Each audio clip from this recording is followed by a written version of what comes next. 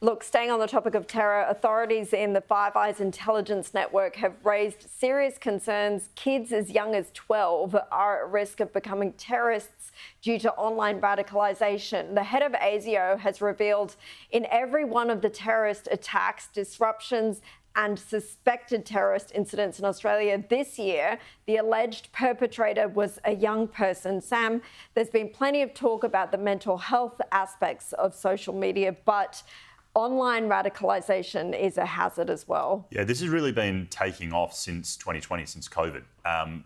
Don't know exactly why. We can all speculate, but we don't know exactly why.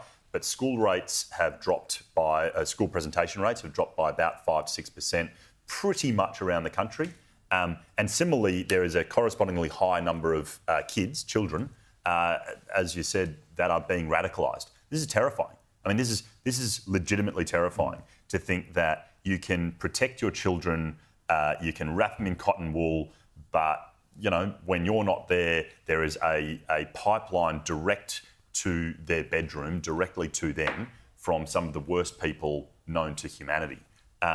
And it is all generally related in this same weird post-COVID bucket that I think the first thing has to be we've got to get these kids back to school, presenting back to school so that, you know, they're having human interaction with their peers and their friends and their teachers. Yep.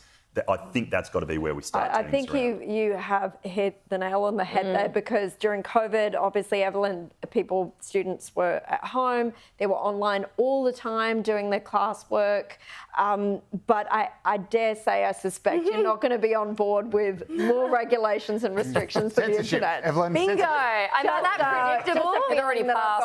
I actually find it hard to swallow because everybody these days is a Nazi. Peter Dutton's a Nazi. You've got Trump, who's a Nazi.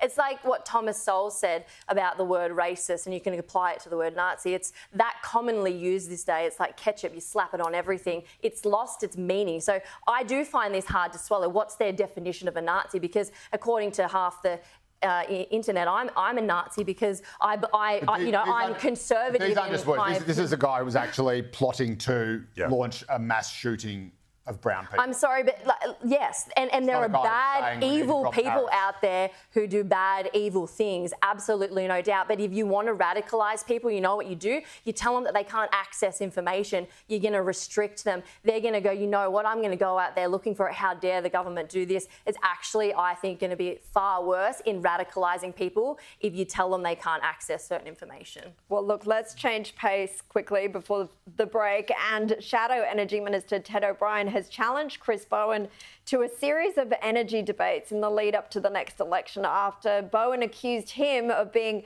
too scared to debate. Now, Mr. O'Brien has proposed they host 6 debates in communities where the coalition plans to build nuclear plants and where Labor has proposed offshore wind zones. Look, Amanda, surely it's time for a sensible energy debate in this country, ideally one that doesn't involve three-eyed fish. Look, true. The thing is, debates are wonderful, and I think we've lost the art to have a debate. It's always you've got to pick a side. People will come up to you and say, are you a renewables wind farm side or a nuclear side? And it's like, you sit over there, we can't eat lunch together. We need to have a debate, and we need to do it out of the respect for the community who have lots and lots of questions, who don't understand enough about each side or about what the options are, because they're looking at their electricity bill and they're worried and they're saying, I can't afford the aircon. Or, you know, I know that elderly people during winter had to literally have electricians turn their heating off completely. So having a debate is smart. We just need to make sure we have an independent person that's, you know, adjudicating the debate and it's fair. But this is smart, and I love that they go to the community. They need to go down to where the people are and make an effort to invite people that would not normally come to these debates. We don't just want the loudest person in the room. We want families, we want small businesses, we want everyone coming. Joe, I think you mentioned the Telegraph's reporting there will be a debate. There will be one on Monday. And again, just think about it. 6-hour-long debates about climate change. The wonders that this could do for insomnia are just unthinkable. I mean, imagine But I think if they actually went to the communities where this is about going cost to of living. impact, whether What's it this be climate change debate? whether it be where the wind turbines are going to go, or offshore wind turbines, where the nuclear plants, and actually talk to those people about what they think. Who's going to be impacted? I absolutely think you should go talk to the people about what they think. I think you need to do it from the basis of evidence, from the basis of facts. And Labor Party's been really good with that, with the three-eyed fish and the conspiracies about. To be fair, they've knocked off the silliness about the unsafe three-eyed fish. Just a couple of lefties who do. Yeah, there are still a few crazy lefties, but you can see that the standard line is around the cost of it being 8 times more expensive, blah, blah, blah.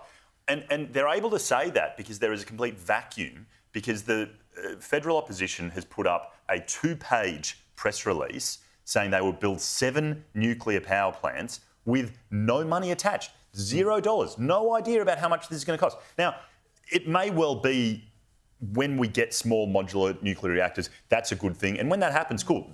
They don't exist commercially in the world right now, right? They don't exist. So I think Ted O'Brien needs to, don't worry about the debates, don't worry about going and talk to people, do the work and produce the folder that says, yes, this is going to cost however many $1 billion, and then have a debate around those facts versus the costs that renewables are getting. I think the government also could be a bit more honest about the true cost of renewables. And if you want to find out more about that, you should watch the documentary that is on Sky News' YouTube page that Chris Ormond did fantastic work.